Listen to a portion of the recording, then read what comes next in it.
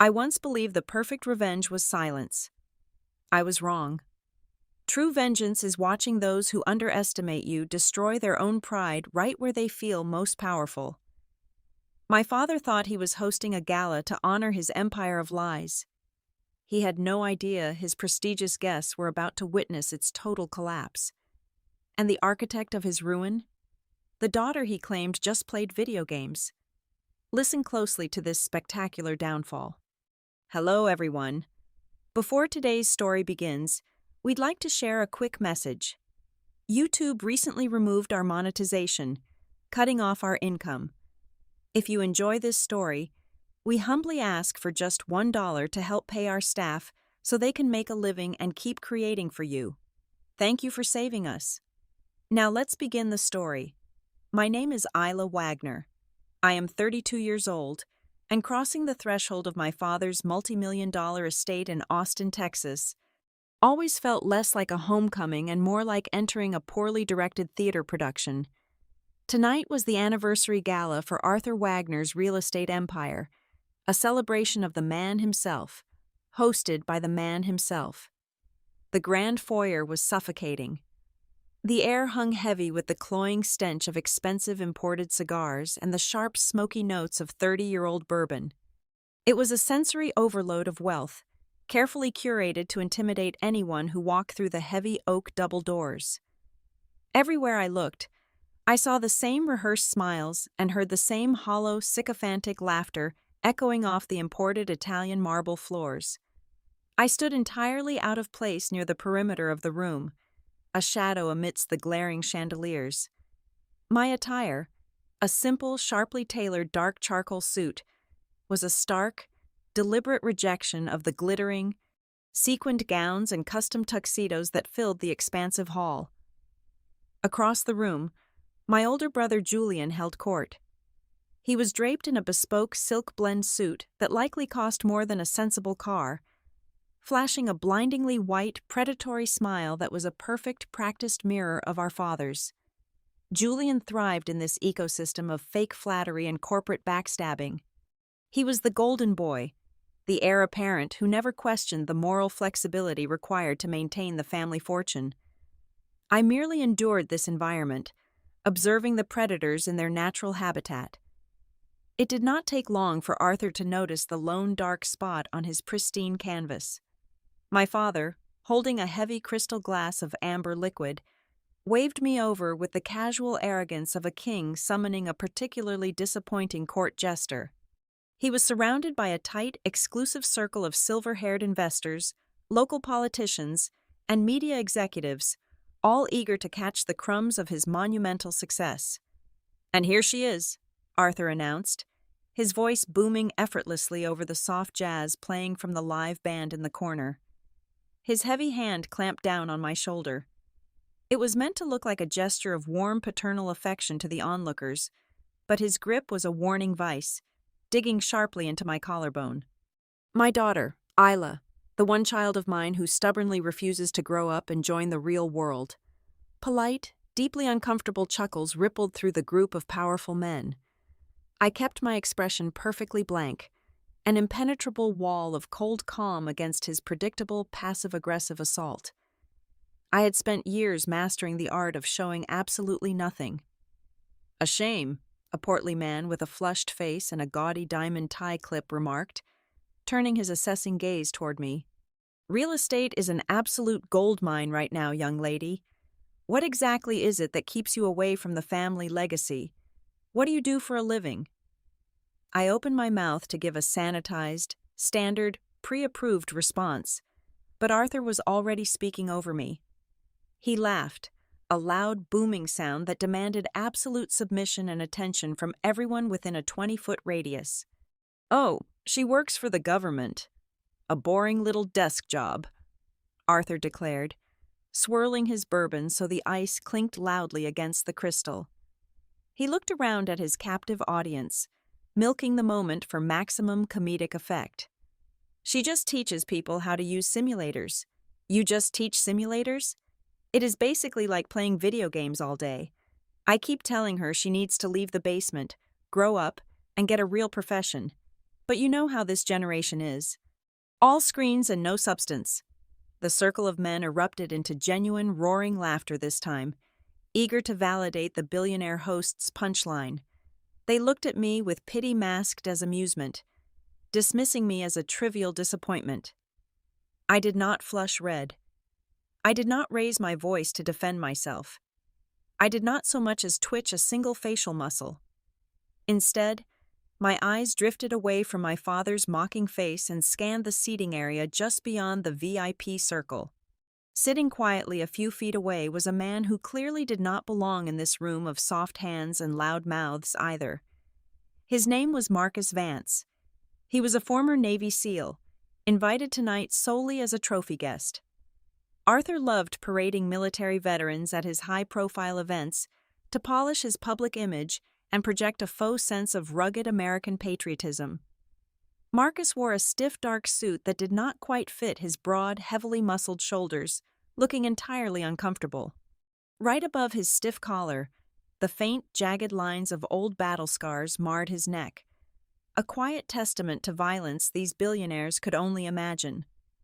He was staring intensely at his glass, completely detached from the boys' club, currently joking at my expense. The laughter around me finally began to die down. The flushed investor looked back at me, expecting me to shrink away in embarrassment, expecting me to lower my eyes in shame. I slowly raised my glass of iced tap water, taking a measured, deliberate sip. I let the silence stretch for just a fraction of a second too long, shifting the power dynamic back into my hands. I met the investor's gaze with an icy, unblinking stillness that made his patronizing smile falter immediately. "Yes," I replied smoothly, my voice quiet but carrying enough weight to slice cleanly through the ambient noise of the crowded room. "I instruct systems for the Echelon Directorate." It was a name that meant absolutely nothing to the civilians standing in this room. It existed on no public tax record, no government directory, and no civilian database. But for those who survived the darkest, bloodiest corners of global defense, it was a name that commanded absolute, terrified silence.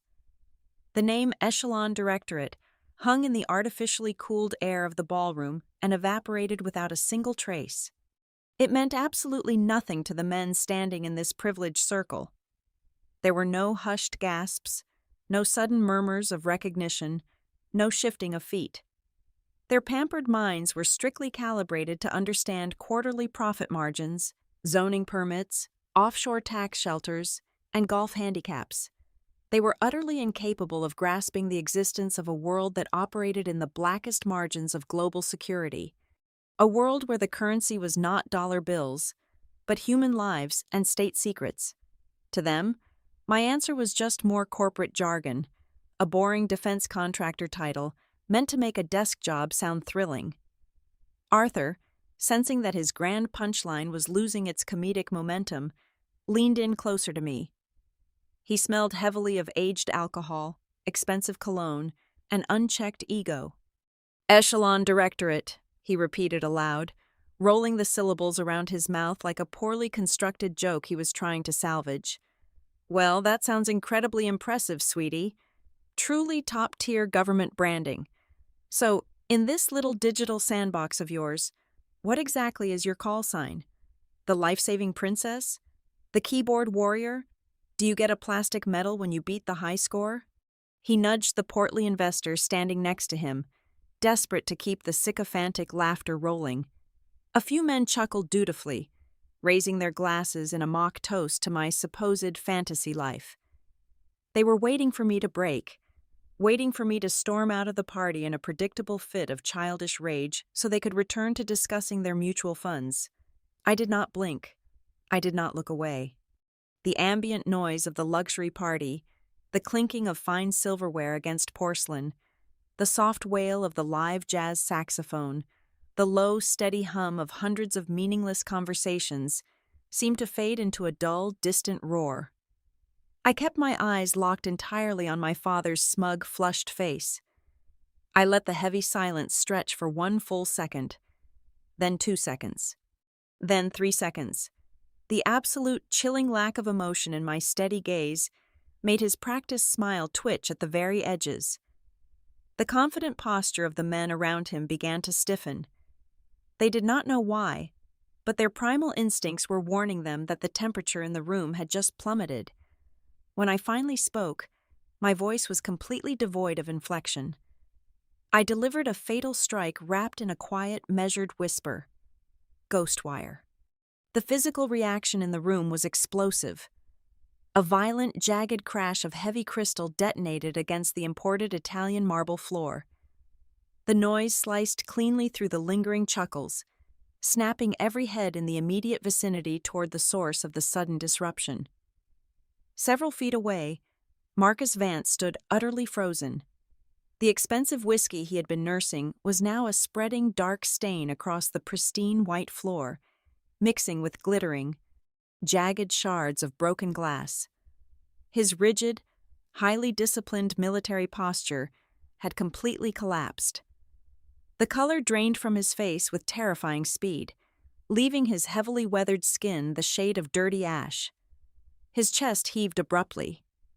A sudden, ragged intake of breath tore through his parted lips, loud enough to be heard clearly over the sudden lull in the background music. The orchestrated cheerfulness of the gala died instantly. A heavy, suffocating quiet descended upon our corner of the room, spreading outward like a drop of black ink in a glass of clean water. The musicians on the stage faltered and stopped playing mid-note.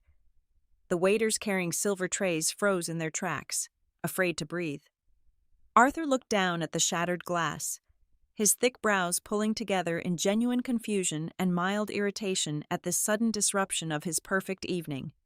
He forced a strained, booming chuckle, trying aggressively to wrestle the control of the room back into his hands before the awkwardness could settle. "Well now, Marcus," Arthur bellowed, gesturing broadly at the spilled alcohol and broken crystal near the man's polished shoes. "Come on, son.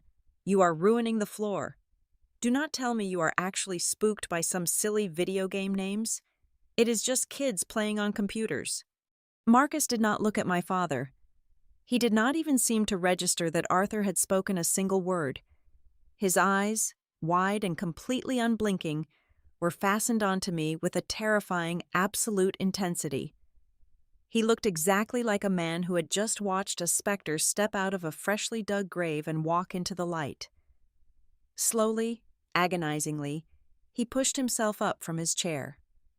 The movement was entirely unconscious, driven by pure, unadulterated trauma response. His hands, large, heavily calloused hands that had choked the life out of enemies in the dark and held heavy machine guns steady under blistering enemy fire, were trembling. It was not a subtle shake. It was a violent, uncontrollable tremor that traveled up his thick forearms and into his broad shoulders. He took a single, unsteady step toward me, entirely oblivious to the wealthy politicians and real estate investors who were now nervously scrambling out of his way, terrified by the sudden aura of violence rolling off the veteran. When Marcus finally found his voice, it was not the polite, reserved tone of a gala guest making pleasant conversation. It was a raw, gravelly rasp, dragged up from a throat lined with the ash, blood, and dust of forgotten war zones. The sheer devastation in his tone turned the blood of every civilian in the room to ice. "Impossible," Marcus breathed out, the word carrying the crushing weight of 1,000 nightmares. He swallowed hard, his chest still rising and falling in erratic, panicked jerks. You are the one who controlled the mechanical bee swarm at the border 6 years ago?" Julian immediately stepped forward to protect the family image. He grabbed Marcus by the shoulder, his perfectly manicured fingers digging into the veteran's cheap suit jacket. "Listen here, pal," Julian snapped, his lawyer voice dripping with practiced authority. "You have had too much to drink. Step back from my sister before I have security throw you out onto the street." Marcus did not even glance at Julian. He simply shifted his weight and drove a rigid elbow backward. The movement was barely noticeable, but the physical impact sent Julian stumbling wildly across the polished floor, crashing hard into a towering floral arrangement. The heavy ceramic vase shattered. Exotic orchids and stagnant water spilled everywhere. No one rushed to help him. Nobody moved. The entire ballroom was paralyzed by the sheer, unadulterated gravity radiating from the former Navy SEAL. Marcus took another unsteady step toward me. His eyes were wide, glassy, and completely detached from the opulent surroundings of the Austin mansion. He was no longer standing in Texas. He was thousands of miles away, dragged violently back into the darkest corner of his memory. "It was a canyon," Marcus began, his voice a low, terrifying rumble that forced every single person in the room to lean in and listen. "An unnamed, God-forsaken stretch of jagged rocks near the northern border. We were supposed to be conducting a routine reconnaissance sweep. Instead, we walked straight into a masterfully planned kill zone. Over 200 heavily armed insurgents were waiting in the pitch black above us.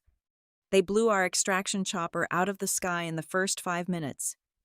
Then they jammed our communications. We were completely cut off. 7 men trapped in a ditch, bleeding out in the freezing mud, taking heavy mortar fire from 3 sides. We had maybe 40 rounds of ammunition left among us. We were counting our final breaths. We were just waiting to die." The wealthy investors and politicians surrounding us had stopped breathing. The clinking of crystal glasses had ceased entirely. The air in the room grew suffocatingly dense, heavy with the phantom scent of blood and cordite. "Then, our emergency beacon finally caught a signal," Marcus continued, his chest rising and falling heavily. "Headquarters told us they could not send human reinforcements. The anti-aircraft fire was too thick. They told us our only hope was an experimental drone strike system they had secretly deployed nearby. The brass back at the Pentagon liked to call it a simulator program. They told the cowardly politicians it was just like a video game. Safe, clean, remote." Marcus let out a bitter, jagged bark of laughter that held absolutely zero humor.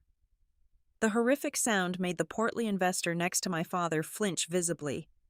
"A simulator," Marcus spat the word out like venom. What those corporate suits never told the public was how the experimental system actually worked. You do not steer a swarm of highly advanced tactical mechanical bees with a plastic joystick. The reaction time required for combat is too fast. The only way to pilot the Echelon drones is through a direct synthetic neural link. The pilot literally plugs their own central nervous system directly into the machines.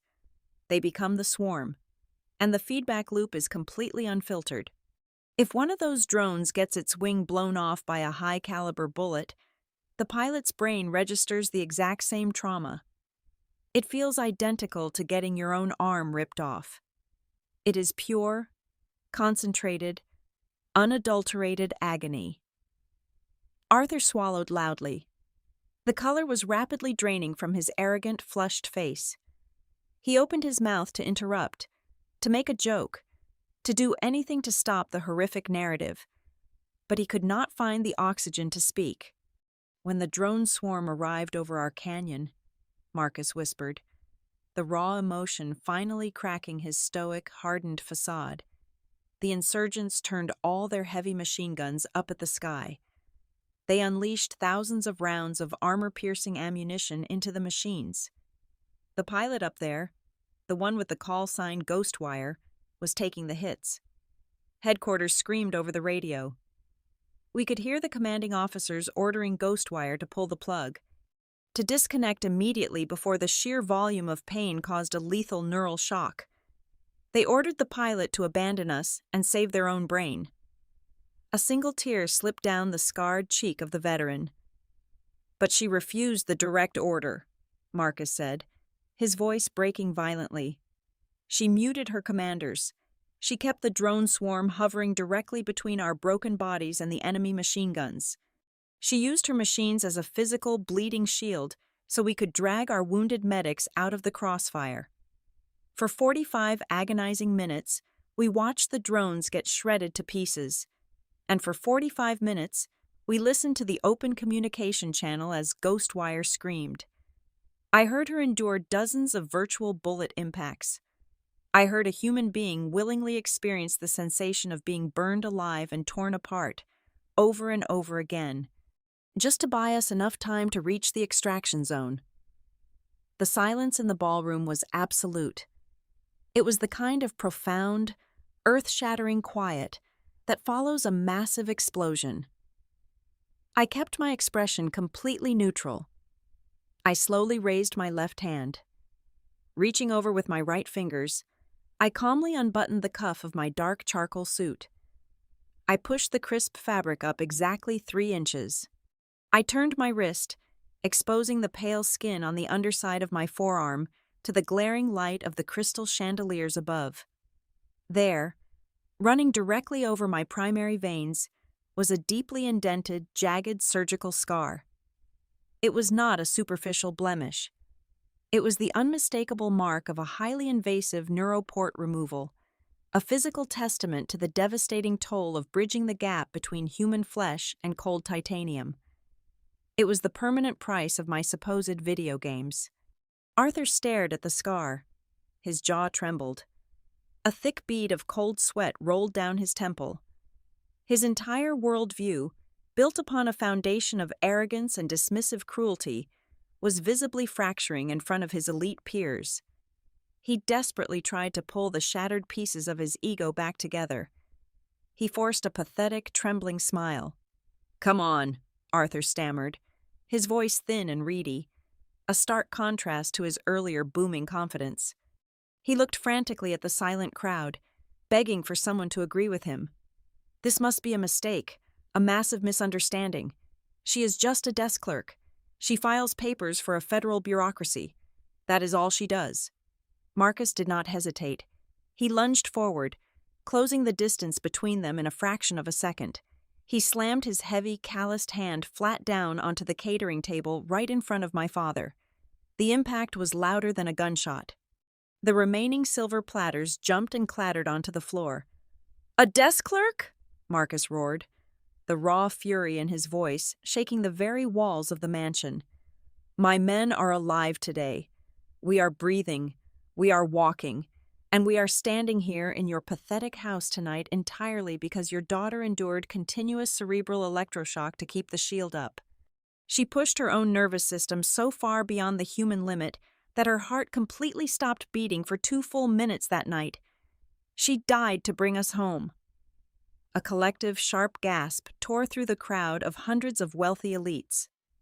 The portly investor dropped his expensive cigar straight onto his Italian leather shoes, completely oblivious to the burning ash. The condescending pity that had coated the room just 10 minutes ago vanished entirely. As the socialites and billionaires slowly turned their heads to look back at me, their eyes were no longer filled with contempt.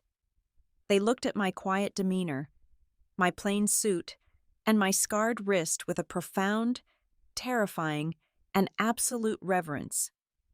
Arthur opened his mouth. His lips parted to form a hollow, heavily calculated apology. He wanted desperately to pacify the terrifying veteran he had accidentally unchained. He raised both of his manicured hands in a placating, weak gesture. He never got the chance to speak a single syllable. A deafening, high-pitched electronic shriek violently pierced the heavy silence of the ballroom. It was the undeniable sound of a massive, hostile digital override. Instantly, the dazzling multi-million-dollar crystal chandeliers above us died. Plunged into a sudden microsecond of absolute terrifying blackness, the elite crowd inhaled sharply in unison. Then, the emergency backup grid slammed online. It was not the warm, inviting yellow glow of standard civilian security lights. The entire expansive estate was suddenly bathed in a harsh, throbbing, blood-red illumination. Heavy mechanical clanks echoed rapidly around the vast perimeter of the mansion. The massive tempered glass doors leading to the manicured gardens, the ornate front entrance, the discreet side exits, every single escape route sealed shut simultaneously, with the heavy, echoing finality of a subterranean bank vault. high-grade magnetic locks engaged with loud, terrifying thuds that vibrated through the floorboards. Pure, unfiltered panic erupted instantly. Wealthy women in shimmering sequined gowns shrieked in genuine terror, dropping their expensive designer clutch purses onto the ruined floor. Powerful men, the titans of industry who had been mocking me just 15 minutes prior, shoved each other aside brutally, clawing desperately at the reinforced glass walls like trapped animals.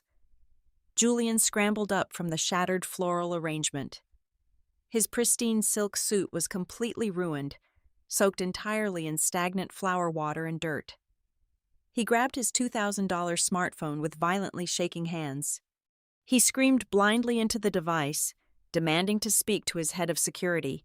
He yelled wildly for the 6 heavily armed private bodyguards stationed just outside the property line. He received absolutely nothing but dead, buzzing static. The screeching feedback from the overhead audio system suddenly leveled out into a low, menacing hum. The live jazz band had already fled the stage in sheer terror, leaving their expensive brass instruments abandoned in the glaring crimson light. The central speakers cracked sharply. A deep, heavily modulated male voice boomed through the high ceilings of the ballroom. The voice carried the absolute, unyielding authority of a military executioner. The primary network has been entirely compromised and secured. Absolute lockdown is currently in effect. Nobody moves a single inch. Arthur spun around violently. His initial brief shock instantly morphed into explosive, uncontrollable rage. His face twisted into a grotesque mask of pure, unadulterated entitlement. He did not see a highly coordinated tactical siege. His arrogant mind simply could not process being outmatched. He saw an inconvenience to his bottom line. He assumed this was a coordinated corporate extortion plot aimed squarely at his vast real estate wealth. He pointed a trembling, thick finger directly at my chest. The flashing red light cast deep, sinister shadows across his furious, sweating features. "This is entirely your fault," Arthur roared, spittle flying from his lips. He completely ignored the heavily scarred veteran standing just feet away from him. "You brought your pathetic government mess into my home. You dragged some unhinged bureaucratic rivals to my anniversary gala. I swear to God, Isla, you are going to pay for every single broken window and ruined contract tonight." The reinforced solid oak double doors at the main entrance did not simply open. They were violently blown off their heavy steel hinges. The concussive force of the breaching charge shattered the remaining intact crystal glasses on the nearby catering tables. Thick gray smoke and pulverized concrete dust billowed rapidly into the crimson-lit foyer. Through the thick, choking haze stepped 20 heavily armored tactical operatives. They moved with terrifying, synchronized precision, a flawless ballet of calculated violence. They wore pitch-black ballistic plating, heavy Kevlar helmets, and advanced night vision goggles pushed up high on their foreheads. Emblazoned boldly across their broad chests and shoulder patches was the dull gray insignia of the Echelon Directorate. They flooded the massive room in less than 5 seconds. They did not shout standard police warnings. They did not politely ask for compliance. They moved like a pack of starving, disciplined wolves, cornering a herd of fattened, helpless sheep. Searing green laser sights cut sharply through the dusty air, painting glowing dots squarely on the chests of the corrupt politicians, the offshore investors, and finally, settling directly onto Julian and Arthur. My father puffed out his chest, completely delusional. His lifelong arrogance blinded him entirely to the lethal reality of the assault rifles currently leveled directly at his rapidly beating heart. He truly believed his vast fortune made him entirely bulletproof. "Isla!" Arthur bellowed, his voice cracking with indignant, righteous fury. He waved his arms wildly at the heavily armed strike team. "Tell your psychotic coworkers to stand down right this second. Get these thugs out of my house before I ruin all of you. I will hire the best lawyers on the Eastern Seaboard. I will sue your entire imaginary agency into absolute bankruptcy." I did not react to his screaming. I did not flinch. I simply stood perfectly still, with my hands resting casually in the pockets of my dark charcoal trousers. The lead operative, a towering, heavily muscled man whose face was completely concealed behind a dark ballistic mask, ignored the screaming billionaire entirely. He strode purposefully through the terrified, cowering crowd. The sea of wealthy, powerful elites parted for him instantly, stumbling backward over each other to avoid the dark barrel of his suppressed weapon. He walked straight past Arthur. He did not even afford my father a passing, dismissive glance. The imposing commander stopped exactly 2 feet in front of me. The towering man snapped his heavy heels together. The sharp sound of his tactical combat boots echoed loudly against the marble floor. With precise, deliberate reverence, he lowered his weapon, aiming the lethal barrel safely at the floor, and bowed his head respectfully. "Reporting, Commander Wagner," the operative stated clearly, his deep voice carrying flawlessly through the terrified, absolute silence of the locked room. "The perimeter is absolutely locked down. There are 0 escape routes available. The targets are firmly in the trap." The word commander echoed through the suffocating, red-lit expanse of the ballroom, hanging in the dead air like a judge's gavel striking a heavy wooden block. I pulled my hands from my pockets. The posture I had maintained for 32 years, the calculated slouch of a family disappointment, the quiet, shrinking demeanor of a neglected child, evaporated entirely. I straightened my spine. The shift in my physical presence was immediate and absolute. The air around me seemed to crystallize, turning freezing cold. I was no longer the outcast of the Wagner family merely enduring a torturous social event. I was the apex predator in a room completely overflowing with soft, overfed, and entirely helpless prey. My eyes swept over the terrified crowd, no longer avoiding their condescending glares, but actively demanding their absolute, silent submission. In the center of the expansive room, a massive digital projector hung from the vaulted ceiling.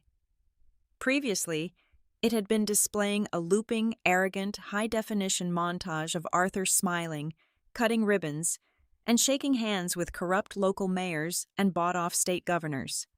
I walked toward the central control podium with slow, highly measured steps. My dark charcoal suit blended seamlessly with the tactical body armor of the operatives flanking my path. I raised my left wrist, the one bearing the jagged surgical scar, and tapped the glowing face of my smartwatch exactly 3 times. A highly encrypted, secure uplink initiated instantly.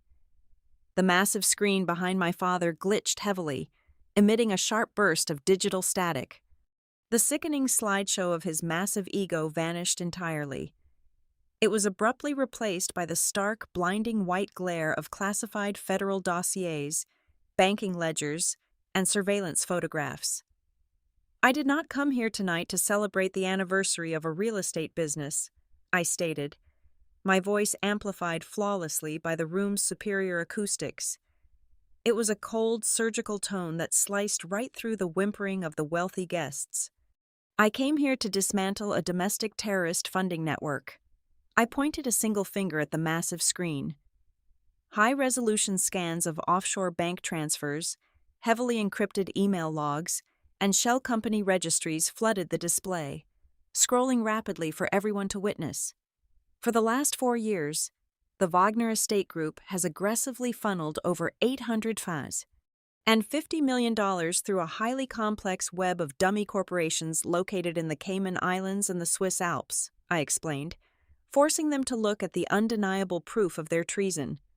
"You claimed those massive financial movements were for luxury resort development in volatile overseas markets. You lied.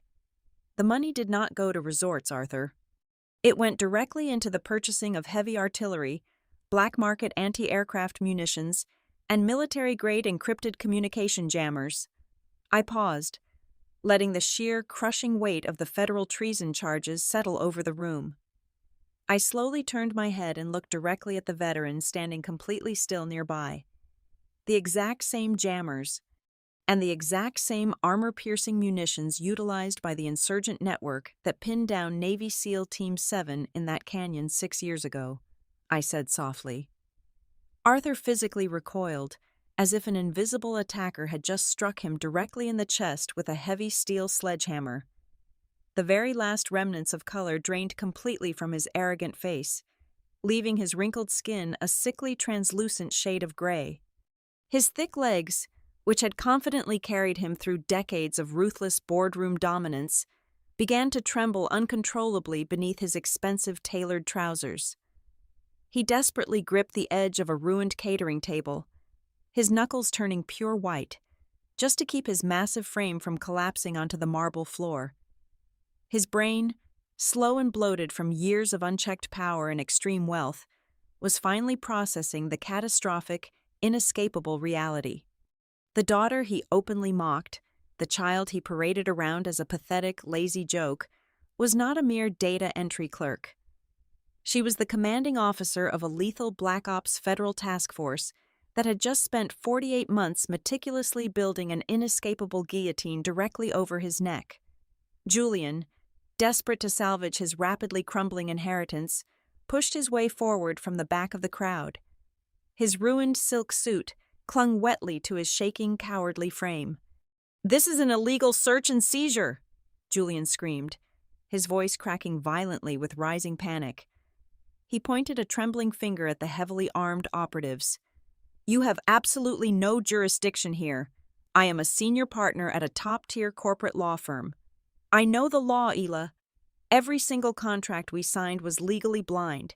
You cannot prove criminal intent. You cannot legally tie those offshore accounts to us in any court of law."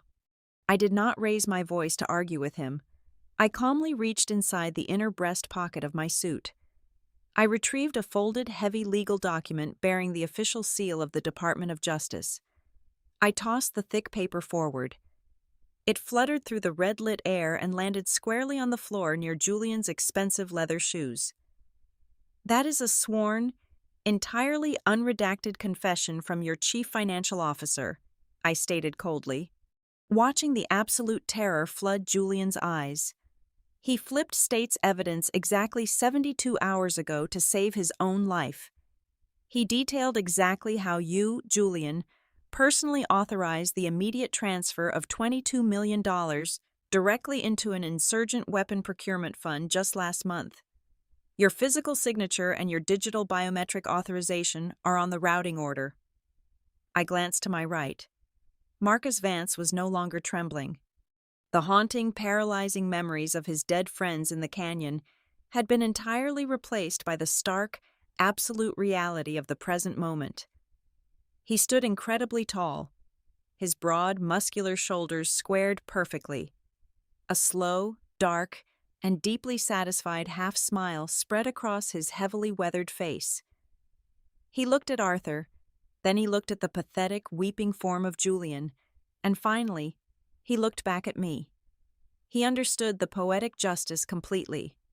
The very woman who had scorched her own nervous system to ashes to keep his squad alive now stood in the middle of her own home, mercilessly gunning down the arms dealers whose bullets had nearly taken his life.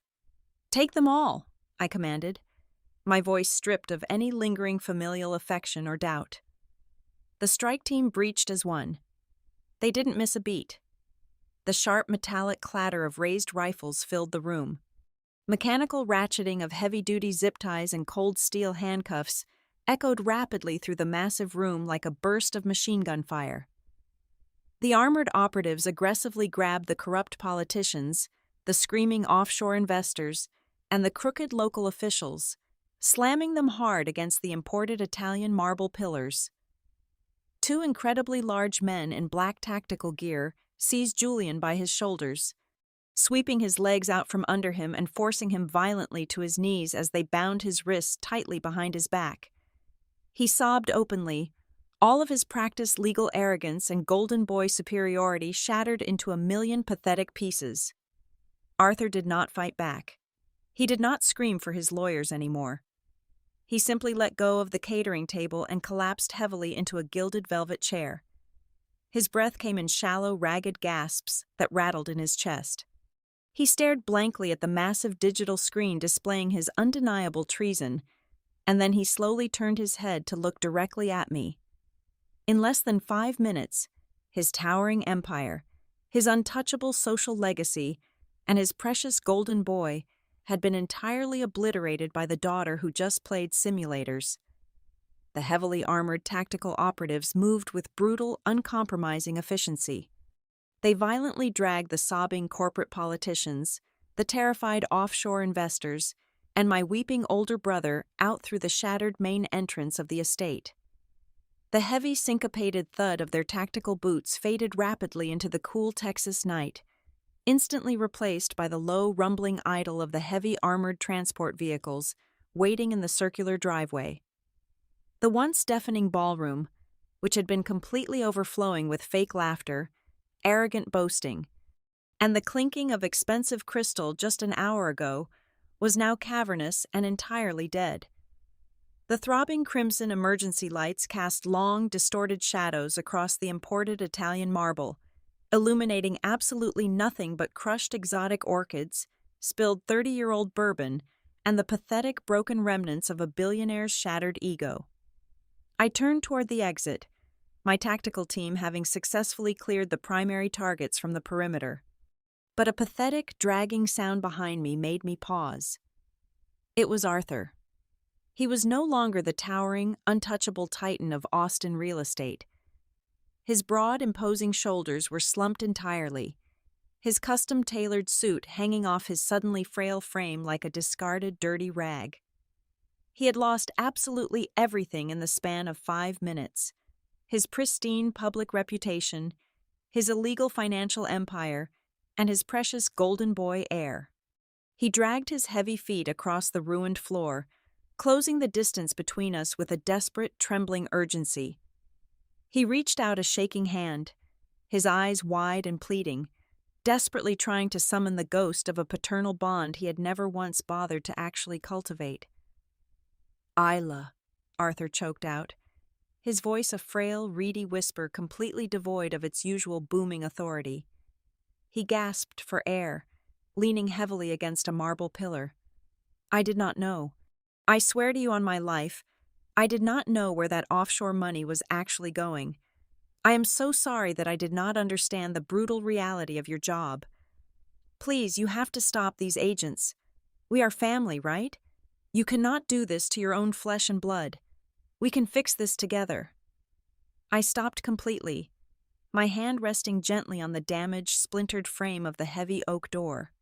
I turned my head slowly and looked at the man who had spent my entire 32 years of life shrinking me down to fit his narrow, chauvinistic worldview. There was absolutely no anger left in my chest. There was no sorrow. There was only a profound, freezing emptiness. "You never actually wanted to understand, Arthur," I replied, my voice perfectly steady and entirely devoid of any remaining mercy. "You never wanted a real daughter. You only wanted a perfectly compliant, virtual version of a child that you could control and show off to your wealthy friends. The real world is not a simulation. And in the real world, treason has absolute consequences." I turned my back on him for the absolute last time, leaving him to collapse completely onto the ruined floor of his own making. As I stepped out into the crisp night air, a heavy, warm weight settled securely over my shoulders. Marcus Vance stepped into the perimeter light, gently draping his own dark suit jacket over me. It was not a gesture of pity. It was a profound, silent acknowledgement between two soldiers who had survived the absolute darkest trenches of human cruelty. He looked at me, gave a single firm nod of absolute respect, and walked toward the waiting military transport vehicles. I walked down the expansive stone steps of the estate and climbed into the back of a waiting armored black sport utility vehicle. As the heavy ballistic door slammed shut, sealing me securely inside the quiet cabin, I looked through the tinted glass at the Wagner mansion one final time. I felt absolutely zero lingering attachment. The desperate, gnawing childhood hunger for my father's validation had been completely burned away. entirely replaced by the hardened steel of my own forged identity. The tactical driver shifted into gear, and the vehicle pulled away smoothly. The thick, suffocating darkness of the night rapidly swallowed the glittering, artificial glamour of the Wagner family legacy, leaving me sitting in the quiet dark, finally breathing the clean, untainted air of a freedom I had purchased with my own blood. Thank you so much for listening to today's story. We hope you enjoyed it. As an ad-free channel, your support is what keeps us alive. Please support Vivian Revenge Stories with just $1 via the QR code on the screen, or click the link in the description box or pinned comment. Also, we would love to connect with you. Please leave a comment telling us which city or state you are listening from. Thank you for standing with us, and see you in the next stories.